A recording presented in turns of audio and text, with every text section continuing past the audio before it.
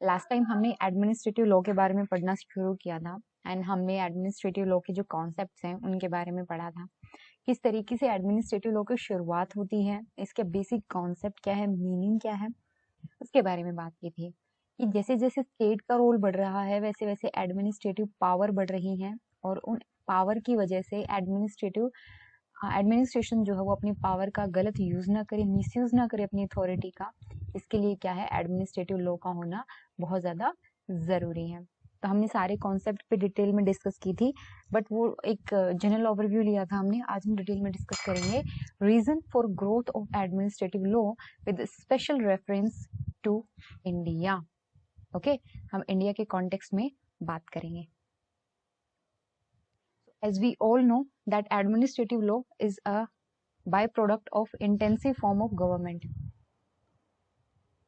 Intensive form of government का मतलब होता है कि जैसे जो गवर्नमेंट की एक्टिविटीज हैं, ठीक है, वो इंक्रीज हो रही हैं, उसकी वजह से एडमिनिस्ट्रेशन का जो रोल है वो भी बढ़ रहा है। ठीक है, और रोल बढ़ रहा है तो वो अपनी अथॉरिटी का गलत यूज ना करे, इसलिए एडमिनिस्ट्रेटिव लॉ लेके आया गया। So it's a byproduct of intensive form of government. During the last century, यानी कि 20th century में the role of government has changed in almost every country of the world. खास करके after Second World War, जो role था government का वो हर देश में चेंज हुआ है। मेनली जो रोल है वो वेलफेयर कॉन्सेप्ट का है। अभी वेलफेयरिज्म पे ज्यादा ध्यान दे रही है government. At present, under the force of globalization, the role of government is fast changing and a government is seen more as an enabler, facilitator, regulator than as provider. Yet in developing country, role of government as provider still remains important. ये चीज मैं expect करती हूँ कि जब आपने introduction वाला topic किया होगा, जब आप पढ़ रहे होंगे पब्लिक सर्विस अप्रोच, तब आप इस चीज को पढ़ के आए हैं। अगर नहीं तो मैं एक बार फिर से आपको बता देती हूँ। जो एनपीएम डेवलपमेंट होती है आपकी, न्यू पब्लिक मैनेजमेंट, ठीक है, इसमें ये माना जाता है कि government is not the only agency for development purpose. Okay, बाकी जो एजेंसीज हैं वो भी हैं, जैसे आपका प्राइवेट सेक्टर है, आपकी सिविल सोसाइटी ऑर्गेनाइजेशंस हैं, इनको आगे आना चाहिए और गवर्नमेंट को सिर्फ और सिर्फ एक रेगुलेटर की तरह या फिर एक इनेबलर की तरह रहना चाहिए, and the private entity and the civil society organization will play the role of provider. ये लेकिन ये चीज है ना डेवलप्ड कंट्री में ज्यादा प्रोमिनेंट है। अगर आप इंडिया जैसी कंट्री की बात देखें या और जो डेवलपिंग कंट्रीज के कॉन्टेक्स्ट में देखें तो गवर्नमेंट का रोल आज भी उतना ही इम्पोर्टेंट है। क्यों? क्योंकि जो रिसोर्सेज हैं, रिसोर्सेज किसी भी डेवलपिंग कंट्री में बहुत ज्यादा नहीं होते, ना उनके पास जो रिसोर्स डेवलप करने की या जनरेट करने की कैपेसिटी होती है वो डेवलप्ड होती है, and that is why there is state led development. इसीलिए वहां पर जो गवर्नमेंट का रोल है वो बहुत ज्यादा होता है, गवर्नमेंट का रोल ज्यादा होता है, एडमिनिस्ट्रेशन का भी रोल ज्यादा होता है। ठीक है, सो लोगों की ये डिमांड है at present, there is a demand by the people that government must solve their problem rather than merely define their right. होता है ना कि जैसे आपके राइट्स हैं, कॉन्स्टिट्यूशन के थ्रू आपने हमने क्या किया, आपके राइट्स को डिफाइन कर दिया कि आपके ना राइट ऑफ इक्वलिटी है, हमने आपको right of freedom and expression दे दिया, हमने राइट टू लाइफ दे दिया, आपको ये सारे राइट दे दिए, बट आपने उनको डिफाइन किया है। एक्चुअल में इन प्रैक्टिकली अगर वो राइट लागू हो रहे हैं या नहीं हो रहे हैं ये आपने इंश्योर नहीं किया अभी तक। तो लोग ये चाहते हैं कि आप सिर्फ डिफाइन मत करो अपने राइट्स को, यानी महज वो पेपर का हिस्सा नहीं बन के रहना चाहिए, ऑन ग्राउंड भी आप उनको लेके आओ। और जो जैसे मैंने लास्ट लेक्चर में भी आपको बताया था कि सोसाइटी में ना बहुत सारी प्रॉब्लम होती हैं, कुछ ऐसे बैरियर्स होते हैं या कुछ ऐसे डिविजन सोसाइटी की जो हमें आगे बढ़ने से रोकती है, जैसे कास्ट हो गया, ठीक है, रिलीजन, ये जो आइडेंटिटीज हैं इनको छोड़ करके लोग आगे बढ़ने से थोड़ा कतराते हैं। इसी वजह से जो राइट्स हैं आपके, वी ऑल नो के जो वीकर सेक्शन है आज के दिन भी जो SC STs हैं उनके साथ इतना अच्छा बिहेवियर नहीं होता जितना जनरल कैटेगरी के लोगों के साथ होता है। Right, we all no.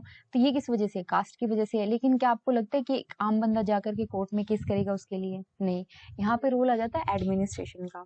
जैसे हमारे यहाँ इक्वालिटी क्लाउज है, हमारा जो फर्स्ट फंडामेंटल राइट है वो यही है ना, राइट टू इक्वालिटी है, right of equality, protection of law, rule of law. So equality clause in the Indian Constitution would become meaningless unless the government comes forward to actively help the weaker section of society to bring about equality. अगर सरकार सामने आकर के, सरकार खुद आगे आकर के वीकर सेक्शन के लिए कुछ नहीं कर रही है, तो आपके जो कॉन्स्टिट्यूशन के अंदर दिए गए राइट्स हैं वो मीनिंगलेस हो जाते हैं। In the same way USA के अंदर आपने रिसेंटली सुना होगा, जो एक मूवमेंट चला था, ब्लैक लाइव्स मैटर, ये कैंपेन पूरा मूवमेंट चला था। इसमें क्या है, वी ऑल नो कि यूएसए के अंदर है ना रेसिज्म बहुत ज्यादा है, स्पेशली जो अफ्रीकन पीपल हैं उनके अगेंस्ट में, या जो ब्लैक कलर्ड स्किन वाले लोग हैं उनके साथ में बहुत ज्यादा डिस्क्रिमिनेशन होता है। आपने सबने बता तो दिया USA is one of the most developed country, right, earliest constitution है वहां पे, लेकिन आपने अभी तक वो जो राइट्स दिए हैं वो अभी तक आप ऑन ग्राउंड या ऑन पेपर तो सही है, लेकिन ऑन ग्राउंड आप उसको नहीं इम्प्लीमेंट कर पाए। ओके, सो दैट मीन्स लोगों की जो डिमांड है कि rather than defining our right you should solve our problem. Okay, this is multi dimensional problem है आजकल। सो मल्टी डायमेंशनल प्रॉब्लम, जैसे अलग अलग कॉन्टेक्स्ट में प्रॉब्लम उभर के आ रही हैं, social, economic and political ramifications हो सकते हैं उन प्रॉब्लम के, and that can not be solved except the growth of administration and law regulating administration.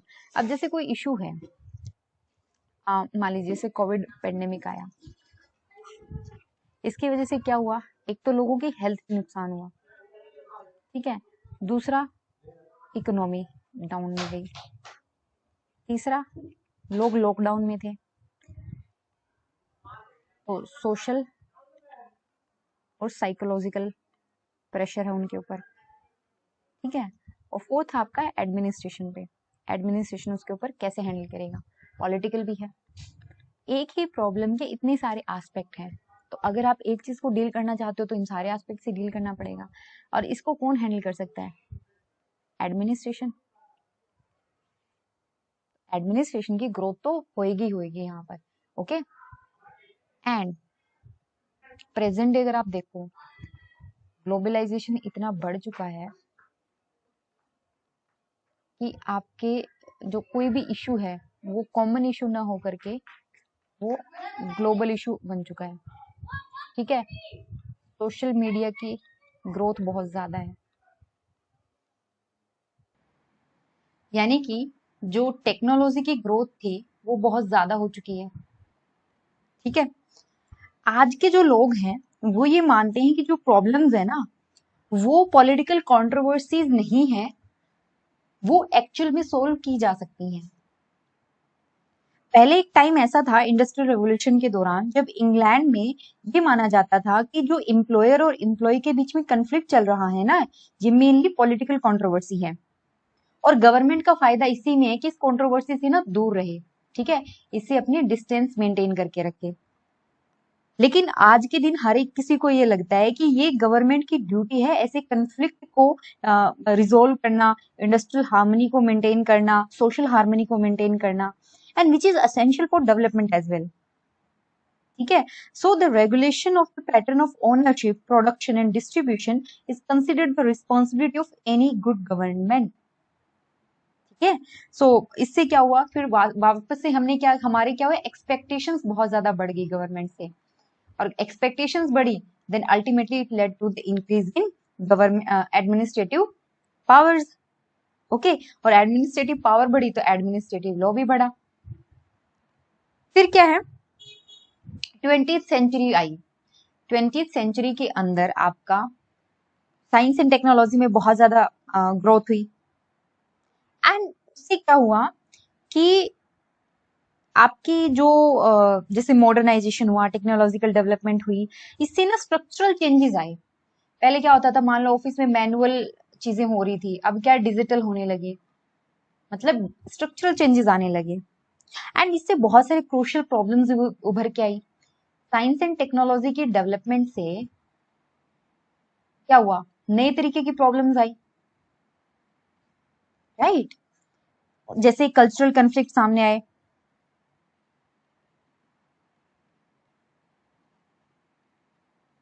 Then urbanisation बहुत ही हेफेजर्ड मैनर के अंदर हुआ, देन नेचुरल रिसोर्सेज को हमने बहुत ज्यादा एक्सप्लॉइट किया, पॉल्यूशन की समस्या बढ़ी, इसके अलावा एनवायरमेंट एक केओस क्रिएट हुआ, ठीक है। देन ऑटोमेशन आया, जैसे कंप्यूटर आया तो उसके साथ ऑटोमेशन आया, ऑटोमेशन आया तो लोगों की कम जरूरत पड़ी, यानी अनएम्प्लॉयमेंट बढ़ने लगी। और आज के दिन तो एआई का जमाना है, आर्टिफिशियल इंटेलिजेंस का, तो अनएम्प्लॉयमेंट बढ़ने का और खतरा है। प्रोडक्शन एंड डिस्ट्रीब्यूशन जो है वो इवनली अनइवन डिस्ट्रीब्यूशन हुआ, uneven distribution of production and uneven production and distribution, ठीक है। इसके अलावा इन्फ्लेशन बहुत ज्यादा बढ़ने लगी, इन्फ्लेशन बढ़ने लगी तो लोगों ने स्मगल करना स्टार्ट कर दिया, स्मगलिंग बढ़ी, स्मगलिंग बढ़ी तो क्या हुआ, करप्शन आया, करप्शन बढ़ा, अपने लिए चीजें एक्वायर करने के लिए करप्शन बढ़ा, करप्शन बढ़ा, साथ में चीजों में मिलावट होने लगी, अडल्ट्रेशन आया, मिलावटी चीजें मिलने लगी, फिर ज्यादा पैसे बचाने के लिए टैक्स इवेजन होने लगा, टैक्स इवेजन के बाद में लोग क्या करने लगे, कमर्शियल माल प्रैक्टिसेस करने लगे, कमर्शियल माल प्रैक्टिस करने लगे, ठीक है। वायलेंस होने लगी, एंड आपका जो आज के दिन क्या है कि सी एंड स्पेस, इसको प्रॉपरली मैनेज नहीं किया, मैनेजमेंट इशू आने लगा यहाँ पे, जैसे साउथ चाइना सी का इशू देख लो आप, ठीक है। देन और भी बहुत सारी प्रॉब्लम्स उभर के आई। तो इससे क्या हुआ, इन सारी प्रॉब्लम से, ये नए तरीके की प्रॉब्लम थी, all these problems are of new kind and it further multiplied the administrative process, it further multiplied the administrative power। तो ये जो मल्टी डायमेंशनल प्रॉब्लम्स थी दैट रिक्वायर्ड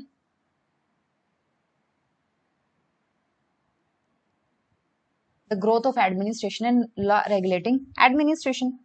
अब प्रॉब्लम ये थी कि आपके जो ट्रेडिशनल टाइप ऑफ कोर्ट्स हैं, ट्रेडिशनली जो कोर्ट्स होते हैं, ठीक है, जैसे सुप्रीम कोर्ट, हाई कोर्ट और डिस्ट्रिक्ट कोर्ट है आपके, एंड लॉ मेकिंग ऑर्गन्स है, लेजिस्लेचर जो आपकी पार्लियामेंट, स्टेट लेजिस्लेचर, ये सफिशिएंट नहीं है, इनके पास वो क्वालिटी और क्वांटिटी में परफॉर्मेंस नहीं है which is required in the 20th century.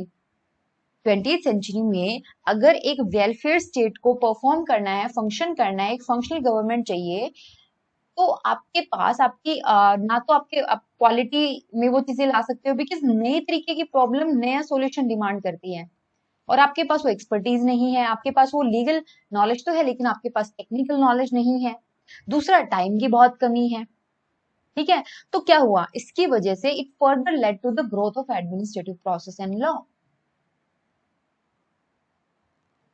जैसा मेडिसिन में होता है ना, दवाई में होता है कि बीमारी हो जाए उसके बाद में तो आप उसको केयर कर सकते हो उसको, ठीक है, आप उसको क्या कर सकते हो, केयर कर सकते हो, क्यूरेटिव केयर होती है वो, बट आपने क्या करना है, आपने प्रिवेंट करना है। जैसे दवाई में है ना कि डिजीज हो जाए तो क्योर करना है, लेकिन प्रिवेंशन पे भी ध्यान दो। सो कानून में भी प्यूनिटिव से ज्यादा प्रिवेंटिव पे फोकस होने लगा कि कोई भी एडमिनिस्ट्रेटर गलत काम करे, इलीगल तरीके से काम करे, बेटर है कि उसको पहले ही रोक दो, प्रिवेंट ही कर दो, ठीक है। फिर क्या है कि जो ट्रेडिशनल एडमिनिस्ट्रेशन ऑफ जस्टिस है through the court, it is technical, expensive and dilatory, हमें भी पता है ये चीज का, it is unworkable when the subject matter is dynamic and require not only the adjudication but development also. यहाँ पर आपने सिर्फ और सिर्फ ऑन पेपर उस मैटर को सोल्व करके नहीं रखना है, यहाँ पर आपने उसको रिजोल्व भी करना है, जैसे जो इंडस्ट्रियल डिस्प्यूट में होता है, ठीक है। So therefore in cases where the need is fair disposition and not merely disposition on file, सिर्फ एक पेज के ऊपर ऑन पेपर अगर आपने उस मैटर को सोल्व कर दिया तो फिर क्या होगा, कोई फायदा नहीं है। आप उसको प्रैक्टिकली भी आप उसको मैटर को सोल्व करना है। So administrative adjudicatory process seem to be the only answers. एक था ना कि लेजिस्लेचर डेलीगेटेड लेजिस्लेशन क्यों आया, दूसरा ट्राइब्यूनल्स की ग्रोथ क्यों हुई, these are certain reasons for that. And time कम था because of the limitation of time. Second, technical nature of legislation, the need for flexibility, experimentation, quick action, and traditional legislative organ cannot pass that quality and quantity of law which are required for the functioning of modern government. इसीलिए कहा जाता है कि अगर अगर हमारी parliament पूरे दिन में 24 घंटे और पूरे साल 365 दिन भी बैठे ना, तो it can not possibly pass all the law needed for the government today, जितनी हमें जरूरत है, क्योंकि आस्पेक्ट कितने बढ़ गए। अब आप एक बात सोचो कि स्पेस आ गया, सी के मैटर को भी हैंडल करना है, ट्रेड भी करना है, इंटरनेशनल इश्यूज भी देखने हैं, ठीक है। आपने एक्सटर्नल फोर्सेस से अपनी सिक्योरिटी करनी है, डिफेंस करना है, इंटरनल सेफ्टी रखनी है आपने, ठीक है। कहीं पर आपके फैक्ट्रीज चल रही हैं, उनको भी देखना है, इन्फ्लेशन को भी कंट्रोल करना है, लोगों को एम्प्लॉयमेंट भी देनी है, डेटा भी मेंटेन करना है। और ये तो छोटा सा मैंने बताया है, ये तो बहुत कम एरिया मैंने बताया जो government day to day basis पे एक्टिविटी परफॉर्म कर रही है, ठीक है। सो इसकी वजह से क्या हुआ, it led to the inevitable growth of administrative legislative process. Reason बहुत सारे हैं, अगर हम लिस्ट बनाने पे आ जाए ना, बहुत बहुत सारे ऐसे रीजन है, बहुत सारे ऐसे काम है। एंड जो आज के दिन हम गवर्नमेंट का फंक्शन देख रहे हैं ना, उसके पीछे एक मेन रीजन है सोशलिज्म। सोशलिज्म वो फोर्स है जिसने ये माना था कि सारा जो प्रोडक्शन का मेथड है ना, जितनी इंडस्ट्री वगैरह लगानी है, सारे जो रिसोर्सेज है वो स्टेट के अंडर है, सारे जो प्रोडक्शन मेथड है वो स्टेट ही देखेगा। तो ये किसकी देन है, आपकी सोशलिज्म की देन है। और पिछले कुछ टाइम से जो आपका globally administrative space in emerging governmental regulations by the global agency, जैसे आज के दिन है ना, वर्ल्ड बैंक कंट्रोल कर रहा है, आईएमएफ भी अपने कुछ कंट्रोल मैकेनिज्म कंटिन्यू कर रहा है, एक नया वर्ल्ड इकोनॉमिक ऑर्डर सामने आ रहा है, and which is inclusive and equitable, सबके लिए फायदेमंद है वो। इससे क्या हुआ, फर्दर एडमिनिस्ट्रेटिव जो लॉ था उसकी बढ़ गई, पावर अथॉरिटी सब बढ़ गया।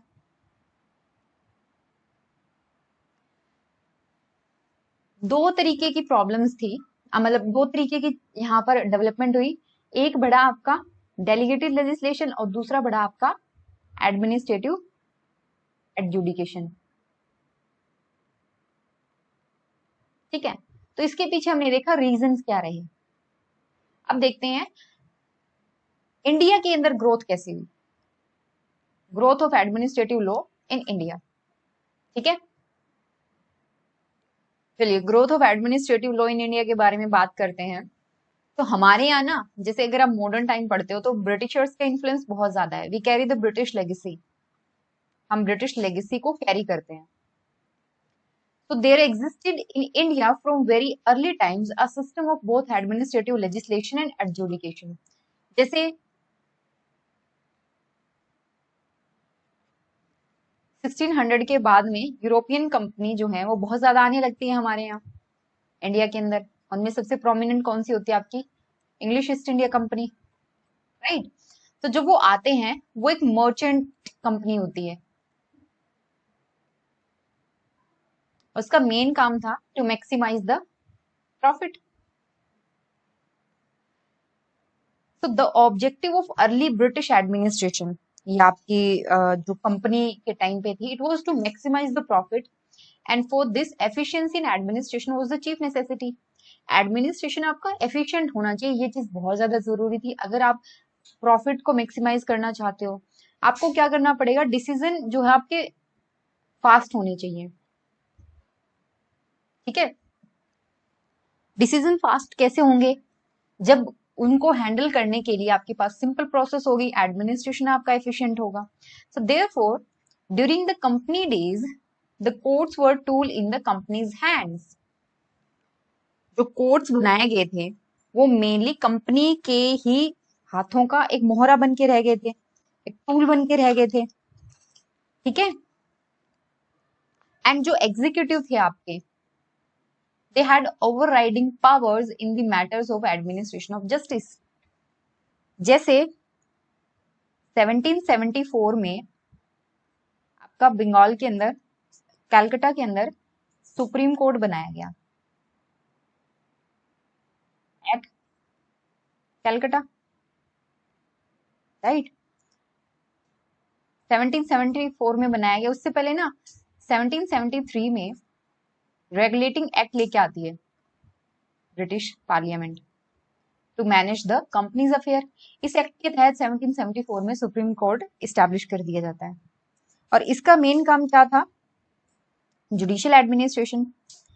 बट 1781 के अंदर एक नया एक्ट आता है जिसको बोलते हैं act of settlement. Act of settlement. तो ये जो चीज थी, ठीक है, ये खत्म कर दी जाती है। ये मतलब मेनली जो कंट्रोल था एग्जीक्यूटिव पे। And later developments in the judicial system during the company's time worked to the detriment of the native population।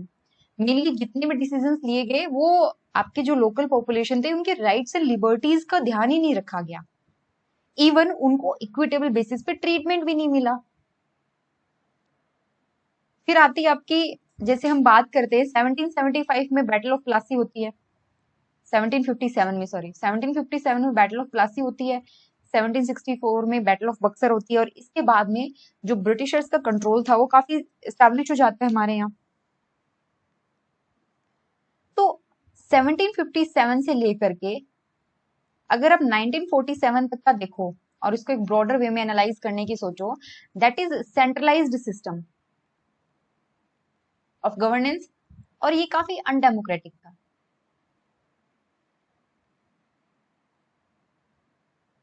ठीक है। एंड इसी गवर्नमेंट के पास, ब्रिटिश गवर्नमेंट के पास सारी अथॉरिटी थी। During that time executive was invested with wide powers to make rules. जैसे viceroy की पावर, जैसे उससे पहले गवर्नर जनरल की पावर थी, वो बहुत ही वाइड पावर थी, बहुत ही ज्यादा एक्सटेंसिव पावर थी उनके पास। फिर आता है ब्रिटिशर्स लेके आते हैं civil code of civil and criminal procedure, CPC and CrPC. And Cornwallis code आता है 1793 के अंदर। उससे पहले 1793 के सॉरी जो आपका कोड ऑफ सिविल प्रोसीजर और कोड ऑफ क्रिमिनल प्रोसीजर आता है ना, सीआरपीसी और सीपीसी, उससे पहले हमारे पास कॉर्नवालिस कोड था 1793 में और 1827 के अंदर एल्फिंस्टोन कोड आता है and many other regulations were in operation. तो हमारे पास इसका ये क्या शो करता है? ये शो करता है कि एडमिनिस्ट्रेटर के द्वारा बनाए गए रूल्स यहां पर काम कर रहे थे, ठीक है। तो आप अंदाजा लगा सकते हो कि उनकी जो रूल मेकिंग पावर थी वो कितनी स्ट्रॉन्ग थी, कितनी एक्सटेंसिव पावर थी यहाँ पर, ठीक है। देन इनका मेन फंक्शन क्या था?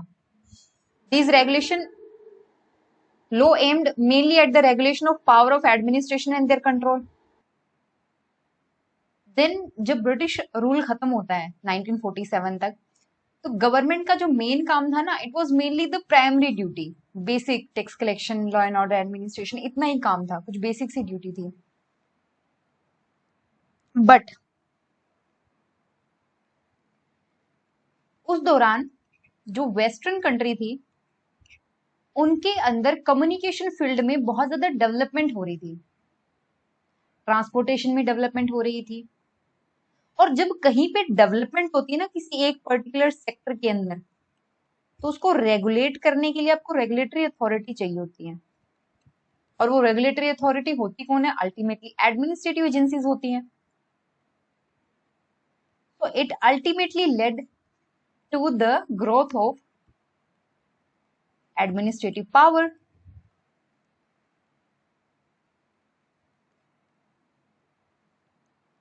जैसे यूएसए के अंदर इंटर स्टेट कॉमर्स कमीशन था,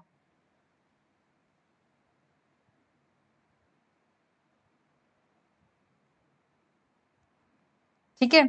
इंग्लैंड के अंदर आया आपका रेलवे एंड कैनाल कमीशन।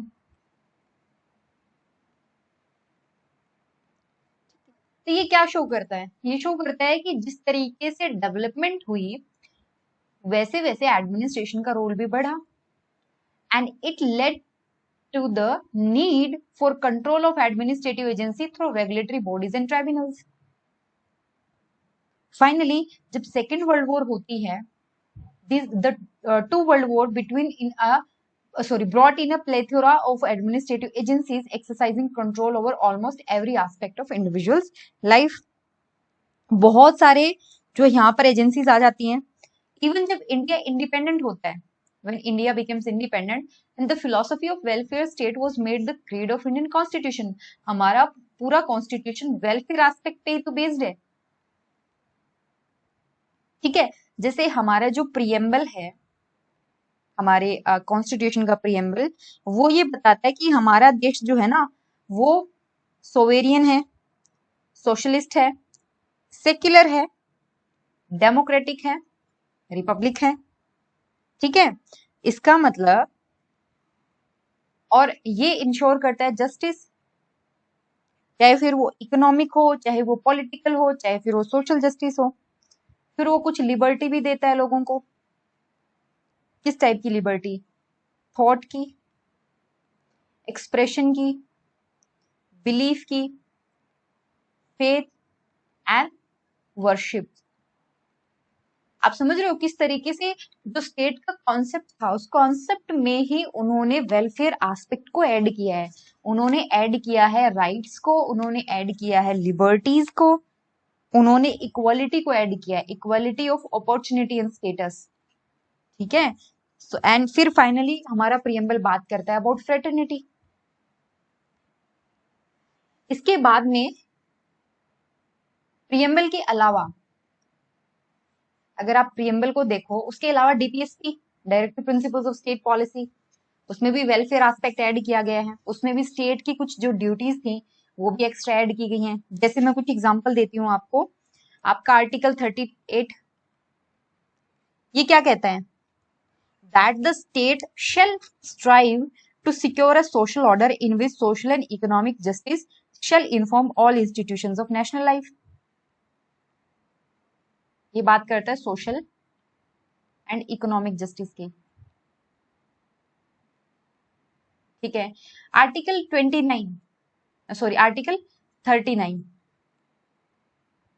ये क्या कहता है?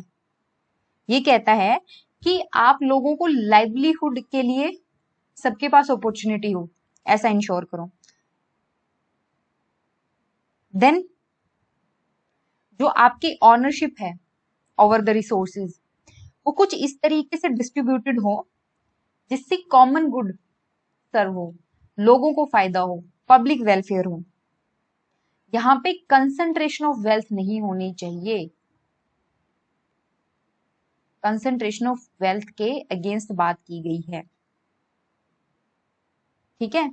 देन आर्टिकल आता है आपका आर्टिकल 39A, आर्टिकल 41 ये क्या कहता है? फ्री लीगल एड के बारे में बात करता है, फ्री लीगल एड के बारे में बात करता है, ठीक है। राइट टू एजुकेशन की बात करता है, ये बात करता है assistant to old age persons, ये बात करता है अनएम्प्लॉयमेंट के दौरान आप कैसे हेल्प कर सकते हो लोगों की, और ये बात करता है कि जो कंटिजेंसी या इमरजेंसी सिचुएशन है वो तब आप कैसे हेल्प कर सकते हो। ऐसे ही आपके article 43, article 43A, article 45, article 47, article 48A, कितने आप काउंट कर सकते हो। In to put it into a nutshell, आपका पूरा का पूरा डीपीएसपी वाला पार्ट क्या है, that shows the increasing role of state, and whenever there is increase in the role of state, administration तो साथ साथ फिर इंक्रीज हो ही जाएगा।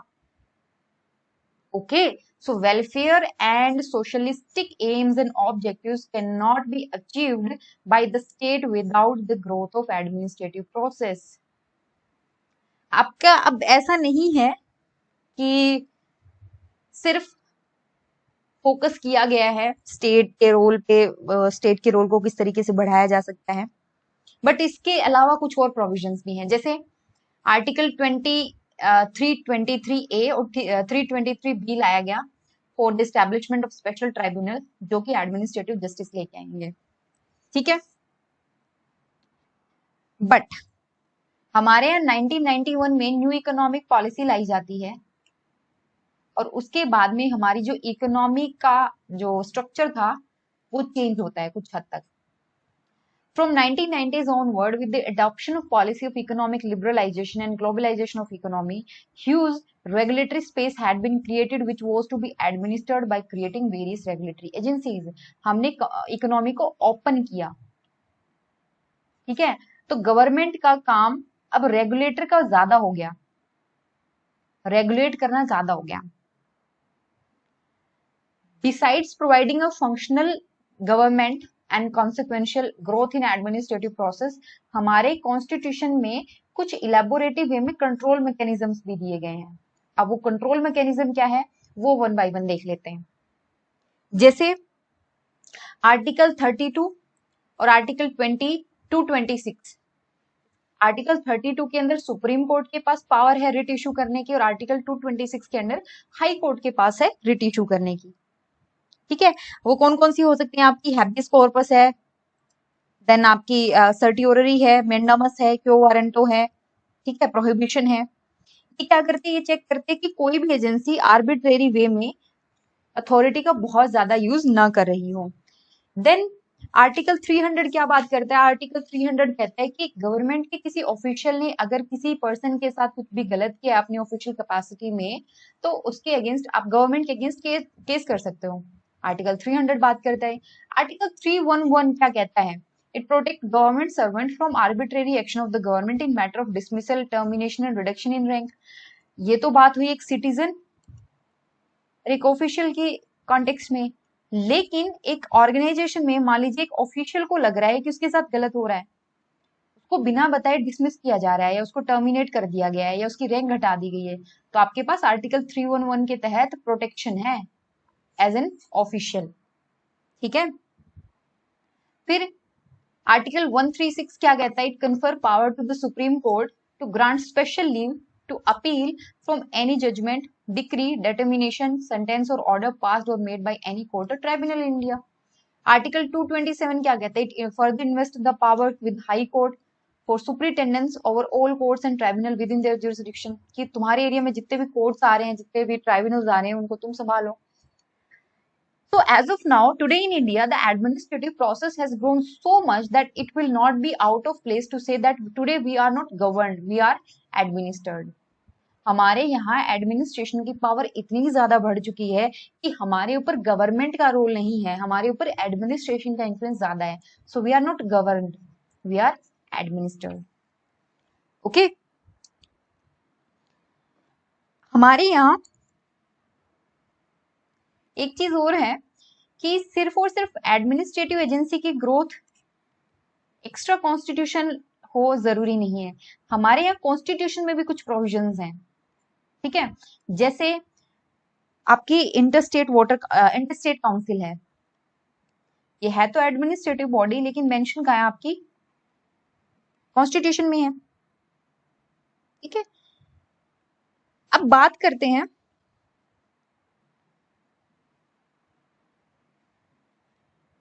अगर आपको एडमिनिस्ट्रेटिव लॉ को अच्छे से समझना है, ठीक है।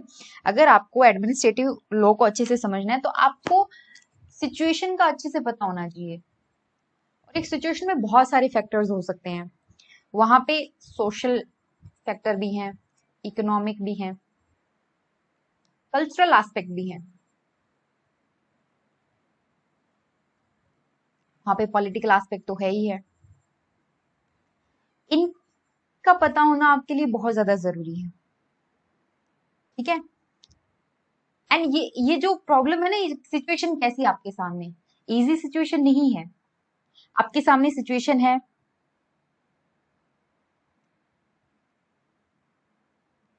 chaotic exercise of public power.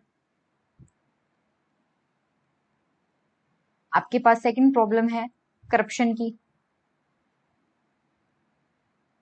आपके पास प्रॉब्लम है लैक ऑफ अकाउंटेबिलिटी की।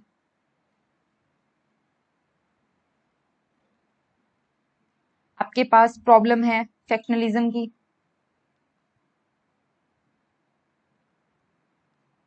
Based on cast,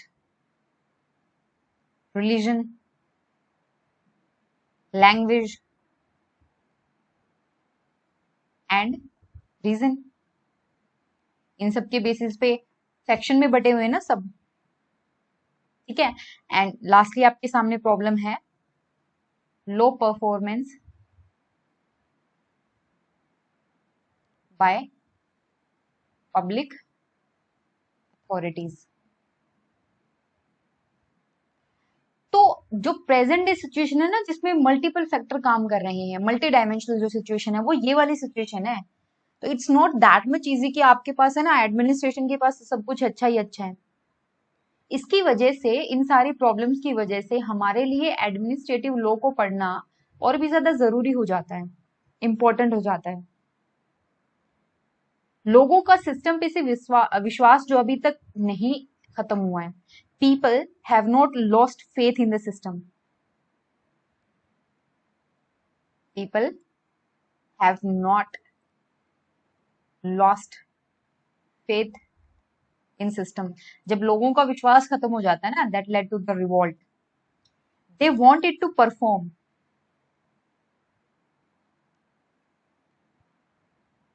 efficiently and effectively, ठीक है। they want it to perform in an effective manner, in an efficient manner. So that is about the role, specific reason or special reason for the development of administrative law in India. अब हम कुछ और aspect पे बात करते हैं, ठीक है। हम बात करेंगे difference between constitutional law and administrative law के बारे में। कॉन्स्टिट्यूशनल लॉ, जैसे the law which are mentioned in the constitution, that are constitutional law. Administrative law ये क्या होती है, इनके बारे में हमने अभी डिटेल में डिस्कस किया है। दोनों में डिफरेंस क्या है? Both are parts of public law. Constitutional anti majoritarian है। इसका मतलब क्या होता है? इसका सिंपल सा मतलब है एंटी मेजोरिटेरियन का, मेजोरिटी में कौन होता है? डेमोक्रेसी मेजोरिटी बेसिस पे काम करती है कि जिसको मेजोरिटी वोट मिला वो गवर्नमेंट बना लेगा। तो constitution law basically it put limitations on the government, limitations on government, ठीक है। जबकि एडमिनिस्ट्रेटिव लॉ एंटी अथॉरिटेरियन है, it put limitation on arbitrary behaviour of administration.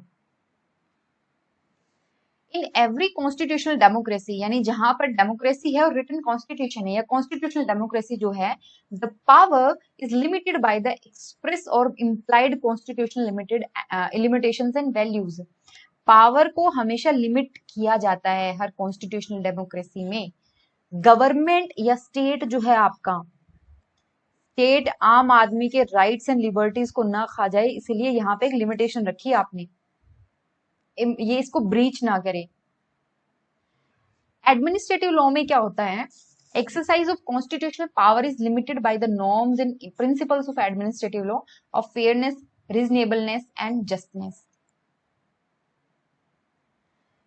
अगर हम इस तरीके से समझते हैं, administrative law is the common law of constitution which fills the constitution in the same manner as equity filled the law in Britain. ये चीजें आपको अभी नेक्स्ट जो चीजें पढ़ने वाले उसमें इजीली क्लियर हो जाएंगी, but just try to understand कि जो आपका कॉन्स्टिट्यूशनल लॉ है ये इंश्योर करता है कि गवर्नमेंट जो डिसीजंस ले रही है वो लोगों के लिए सही हो, और एडमिनिस्ट्रेटिव लॉ ये इंश्योर करता है कि जो प्रोसेस फॉलो हो रही है वो लोगों के लिए सही हो। ठीक है, so administrative law makes constitutional governance public centric and state incrementally ethical. State को एथिकल बना रही है कि आपका तरीका भी सही होना चाहिए, सिर्फ उद्देश्य नहीं, आपका तरीका भी सही होना चाहिए। इसके बाद में क्या है कि to the early English writers on administrative law there was no difference between administrative law and constitutional law. वो मानते थे कि administrative law and constitutional law same ही है, दोनों में कोई डिफरेंस नहीं है। इसीलिए कीथ आते हैं और वो ये कहते हैं it is logically impossible, it is logically impossible to distinguish between constitutional law and all attempt to do are artificial, to distinguish administrative from constitutional law. और अगर ऐसा कोई करता भी है तो ये अटेम्प्ट बिल्कुल आर्टिफिशियल है। लेकिन एक और है, उनके अनुसार constitutional law describes the various organ of government at rest while the administrative law describe them in motion. वो कहते हैं कि कॉन्स्टिट्यूशनल लॉ वो बताता है कि ये एजेंसी है, ये मोशन में नहीं है, ये रेस्ट में है, मतलब अभी काम नहीं कर रही, तो उसको जब एक्सप्लेन करता है that is your constitutional law. लेकिन जब ये काम कर रही है, इन मोशन जब ये होती है, उस पर जो लागू होता है that is administrative law. Therefore, according to this view, the structure of legislature and executive comes within the purview of constitutional law, and उनकी functioning किस में आती है? Administrative के अंदर आती है। यही मतलब हुआ ना कि ये कोई ऑफिस है, वो ऑफिस जब तक काम नहीं कर रहा तब तो कॉन्स्टिट्यूशनल है। जैसे हमने पढ़ा, मान लीजिए गवर्नर का ऑफिस है, जब तक वो काम नहीं कर रहा तब तक वो कॉन्स्टिट्यूशनल नॉर्म्स को फॉलो कर रहा है, यानी उसकी स्ट्रक्चर। लेकिन जब वो फंक्शन कर रहा है, फंक्शनिंग में है, तो वो क्या आता है? Administrative law. लेकिन इसके अलावा एक और व्यू भी है, उस व्यू के अनुसार administrative law deals with the organisation, function, powers and duties of administrative authority, while the constitutional law deals with the general principles relating to the organization and power of various organs of the state and their mutual relationship, their relationship of these organs with the individual. कि administrative law है ना, वो तो सिर्फ है administrative agency से जुड़ा हुआ, और जिसकी आप कॉन्स्टिट्यूशनल लॉ की बात कर रहे हो ना, वो रिलेटेड आपके स्टेट की एजेंसी से। स्टेट के जितने भी ऑर्गन्स होते हैं, जैसे आपका हो गया लेजिस्लेचर, हो गया आपका, हो गया जुडिशियरी, हो गया आपका एग्जीक्यूटिव, हो गया, दीज आर द ऑर्गन्स। इनके बीच में रिलेशनशिप कैसी है? Mutual relationship. और इनकी इंडिविजुअल के साथ कैसे रिलेशन है? ये कॉन्स्टिट्यूशनल लॉ के अंदर आता है। तो in another words, constitutional law deals with the fundamentals while administrative law deals with the detail. यही बात हुई ना। But the correct position seems to be that if one draw two circles of administrative law and constitutional law, at a certain point they may overlap and this area may be termed as the watershed in administrative law. कि मैंने ना दो circle बना लिए,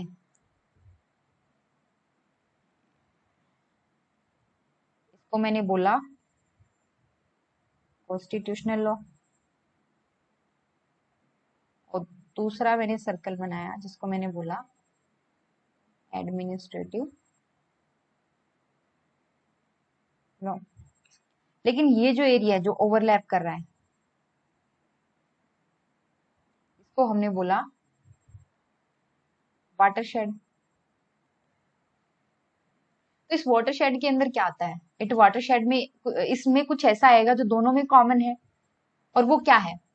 India के context में जो constitution के अंदर एडमिनिस्ट्रेशन को कंट्रोल करने के लिए मैकेनिज्म्स दिए हुए हैं वो आएंगे इसमें।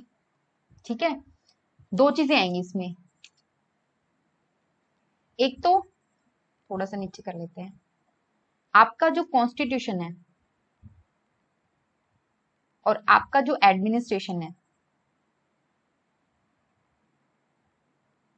उनके बीच में कैसा रिलेशन है, यानी आपका संविधान आपके एडमिनिस्ट्रेशन के बारे में क्या कहता है। दो तरीके से बात करता है वो, एक तो कुछ ना कुछ आपको कंट्रोल मैकेनिज्म देता है, जैसे आपके रिट्स दे दिए जुडिशियल अथॉरिटी को, जैसे लेजिस्लेचर के पास पावर दी इसने। ठीक है, ये तो हुआ कंट्रोल मैकेनिज्म। और कुछ ये कहता है कि कुछ ऐसी एडमिनिस्ट्रेटिव एजेंसीज होनी चाहिए जो कि जरूरी हैं to play different kind of roles. तो दो तरीके से कॉन्स्टिट्यूशन बात करता है about administration. First, to provide the control mechanism, and second, to mention about certain administrative agencies.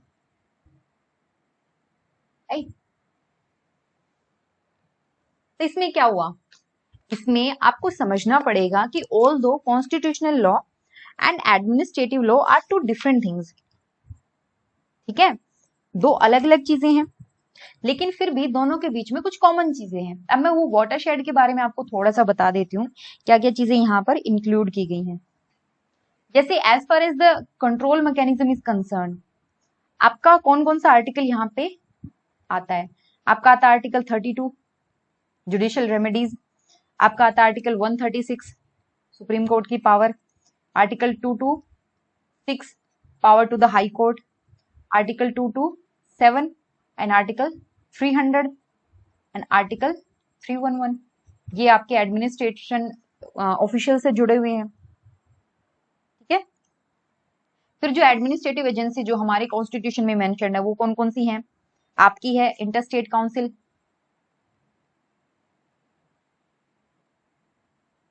ठीक है, ये mention article 36 sorry I beg your pardon 263 के अंदर। बहुत सारे आर्टिकल हो जाते हैं तो कई बार कंफ्यूजन हो जाती है।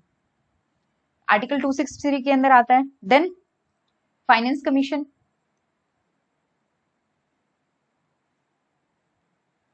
जो दिया गया है आपके आर्टिकल 280। ठीक है, फिर आपका दिया हुआ है inter state water dispute authority. दो स्टेट्स के बीच में अगर वाटर को लेकर के कोई डिस्प्यूट हो जाता है तो उसको कौन हैंडल करता है, वो दिया गया आपका आर्टिकल 263 262 के अंदर। आपकी पब्लिक सर्विस कमीशन, यूपीएससी वगैरह, स्टेट पब्लिक सर्विस कमीशन। ठीक है, ये दिए हुए हैं आर्टिकल 315। फिर आपका आर्टिकल इलेक्शन कमीशन के बारे में दिया हुआ है।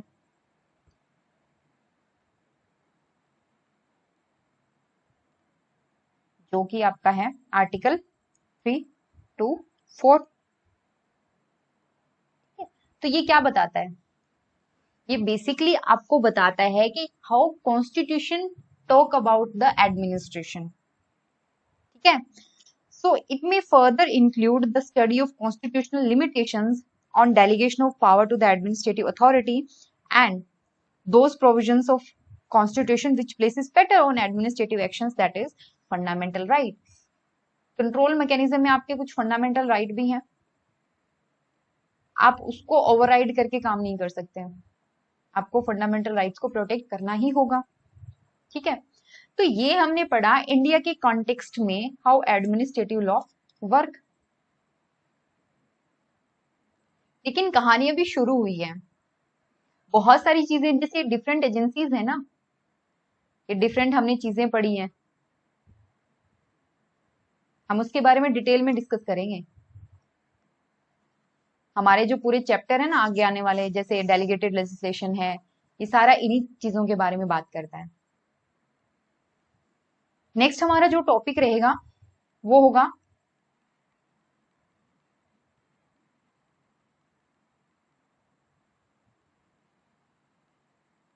And rule of droid administrative क्या होता है? ये फ्रांस के अंदर काफी था, ठीक है, ये फ्रांस के अंदर एग्जिस्ट करता है and it can be defined as a body of public law which determine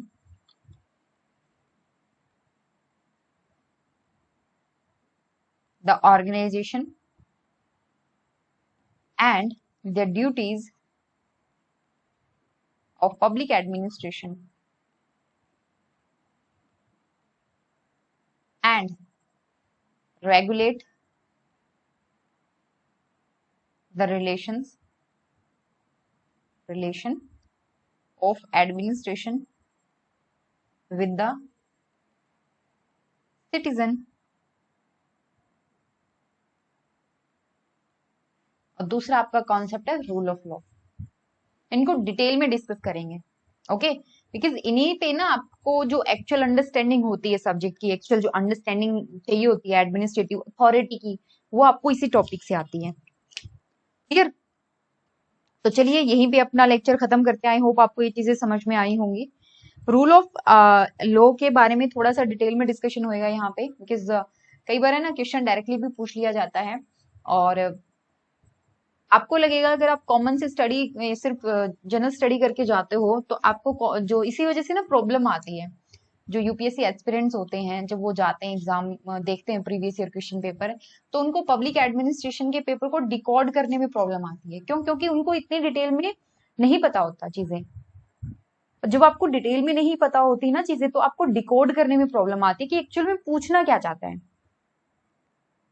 जैसे जो दायरा है एडमिनिस्ट्रेशन का वो बढ़ता जा रहा है, जो रोल है स्टेट का उसके हिसाब से एडमिनिस्ट्रेशन का दायरा बढ़ता है। तो मोस्ट ऑफ जो लोग हैं वो क्या करते हैं, स्टेट का एक एस्पेक्ट लेके आते हैं कि ठीक है ड्यूटीज बढ़ रही हैं, फंक्शंस बढ़ रहे हैं, तो कोई ना कोई चाहिए जो इम्प्लीमेंट करेगा। दूसरा एस्पेक्ट भूल जाते हैं और वो आपका एडमिनिस्ट्रेटिव लॉ। वो भी जरूरी है बिकॉज अगर स्टेट का रोल बढ़ रहा है, एडमिनिस्ट्रेटिव पावर्स बढ़ रही हैं, तो उसके साथ कुछ रिलेटेड इश्यूज भी हैं और वो इशू कहां पर मेंशन्ड है, आपके एडमिनिस्ट्रेटिव लॉ के अंदर मेंशन्ड है। ठीक है, तो चलिए इसके ऊपर डिस्कशन करेंगे रेलेवेंट टॉपिक के साथ। Till then take care and thank you so much.